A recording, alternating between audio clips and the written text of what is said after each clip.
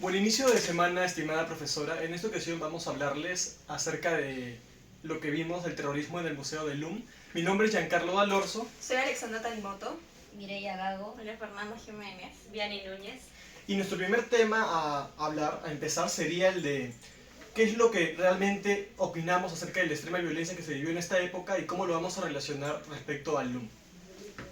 Bueno, como nosotros sabemos, esta fue una época de terror donde se infundía miedo para que todos se adhieran a esta lucha que enfrentaba el orden político. Y obviamente sabemos que era una época de inequidad entre los ricos y los pobres, y en este caso los dos grupos terroristas que estuvieron en este momento fue el MRTA y Sendero Luminoso. Entonces, en nuestra presencia fuimos al Museo LUM, que es el Museo de la Memoria, la Tolerancia y la Inclusión Social, y hemos visto algunas experiencias y testimonios de estas personas que vivían el momento. Entonces, tal vez para compartirles acerca de ello. También tenemos que recalcar que, Sendero Luminoso se fundó el partido en 1970, pero su primer ataque fue en 1980 en Chuschi, donde se queman las ánforas.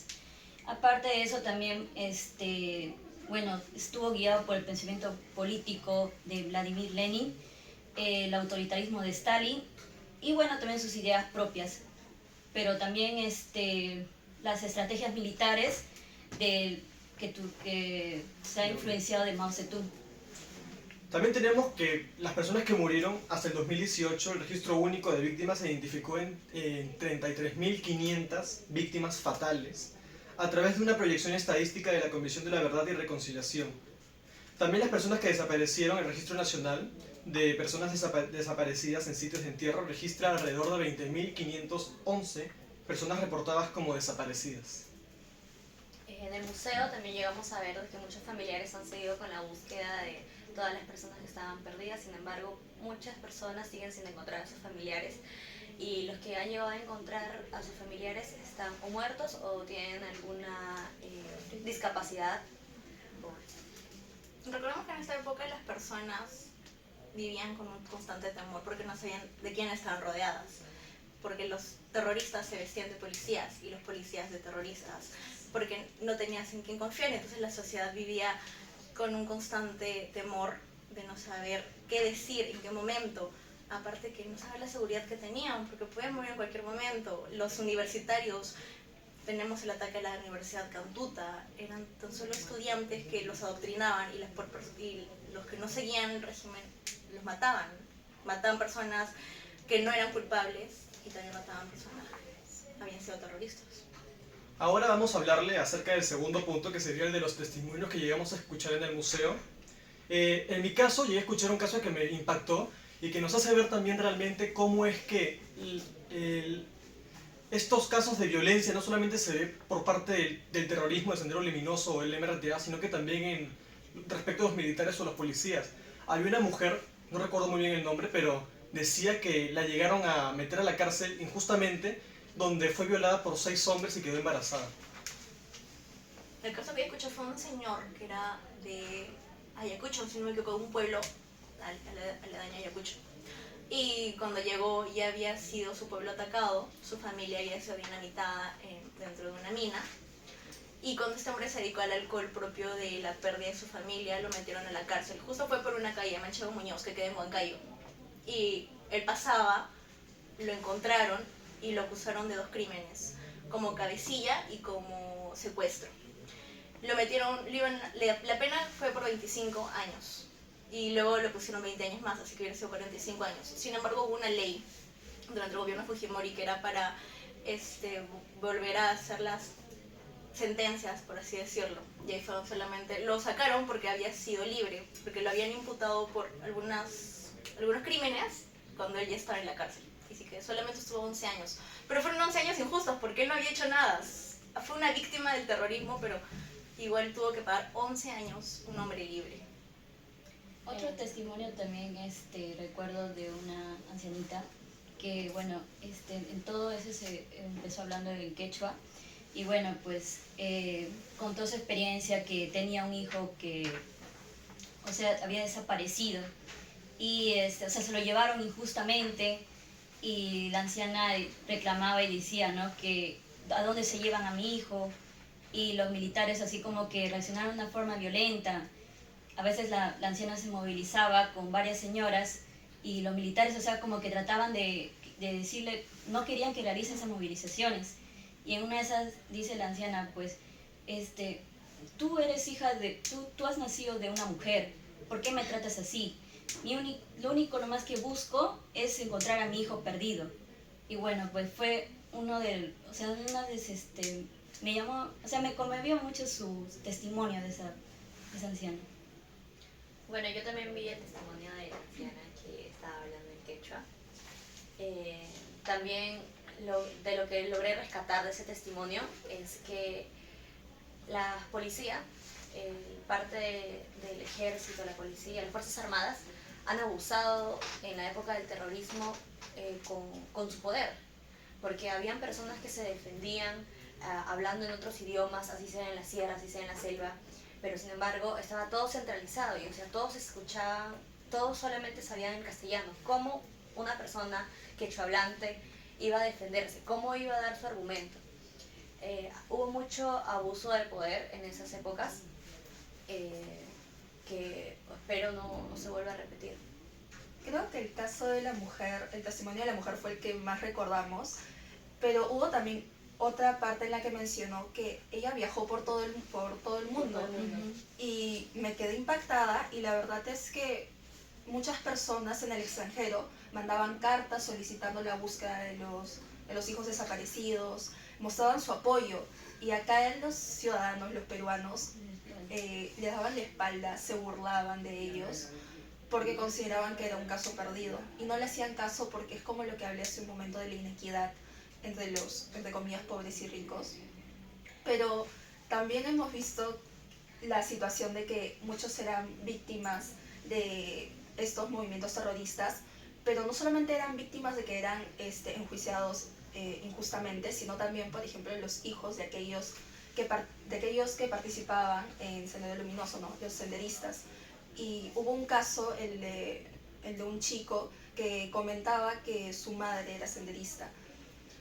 Y bueno, y decía su experiencia, como todas las noches se quedaba esperándola, era un constante miedo de qué le podría suceder a su madre.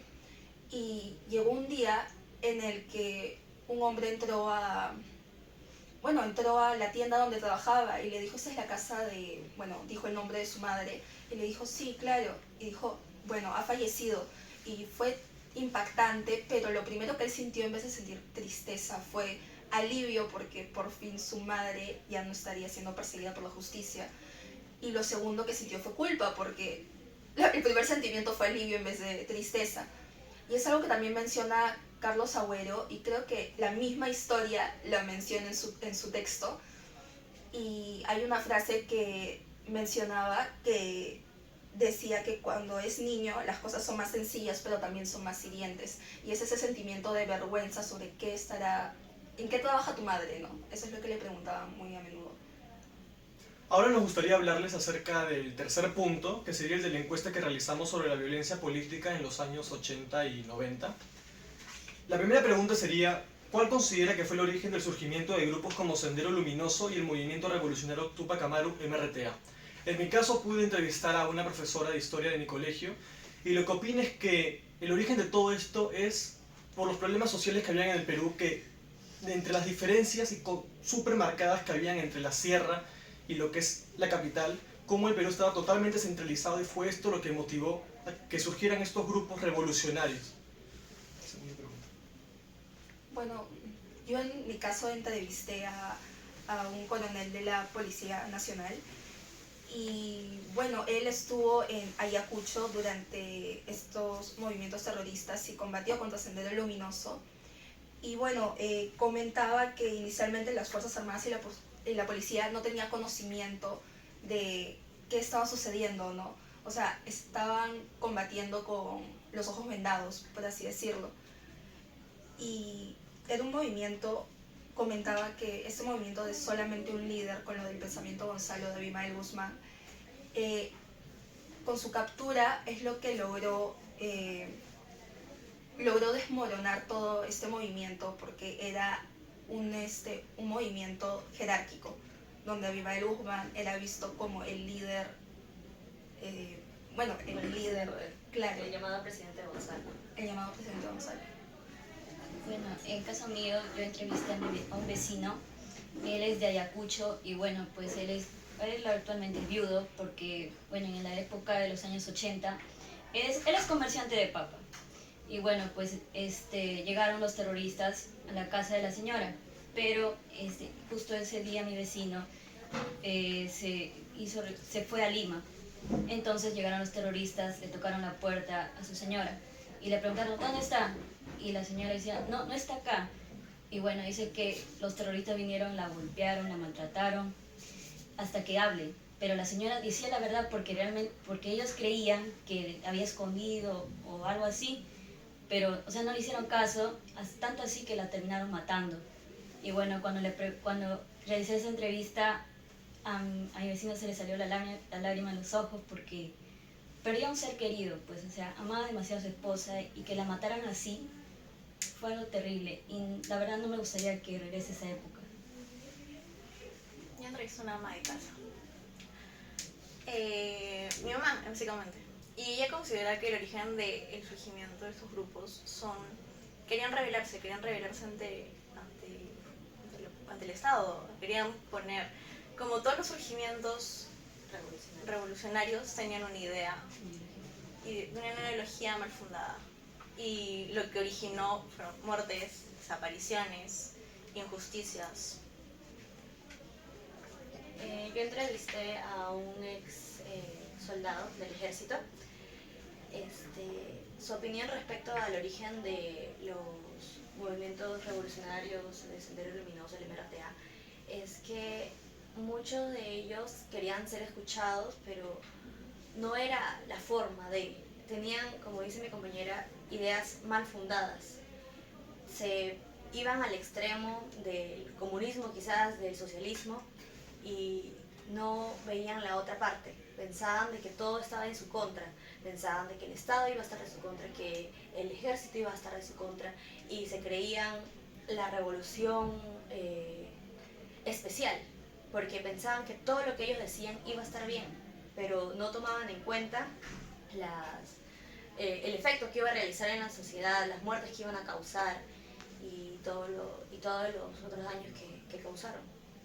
Ya como comentario final, me gustaría decir que esta realmente fue una época terrible para la sociedad peruana, que marcó a toda una generación y que hasta ahora vivimos con gente que tiene momentos que ha vivido respecto al terrorismo y la marcó profundamente la población, hasta tal punto de llegar a dar como que miedo y terror a los que vivieron esta época. Pero lamentablemente los jóvenes no saben sobre esa situación. Es decir, en nuestro caso nosotros lo sabemos por las experiencias que nos han contado, pero muchos jóvenes no saben, y eso es lo grandioso del Museo LUM, que nos permite y nos ha permitido conocer más a fondo sobre estos testimonios y cómo la gente ha sobrellevado esta situación de terror. Hay una frase muy, bueno, no sé si fue una frase, pero fue como un pensamiento muy bonito de una de las personas que escuchamos ahí, que fue, no hay fechas, todas las fechas especiales pueden ser cualquier día, y eso es muy cierto. Las personas que vivían en esa época no sabían si iban a volver a ver sus parientes, familiares, sobre todo los que tenían también, había las personas que tenían la ideología de Sendero y el MRTA, y había personas que tenían la ideología de defender siempre su país, ¿no? Pelear para ellos era un orgullo.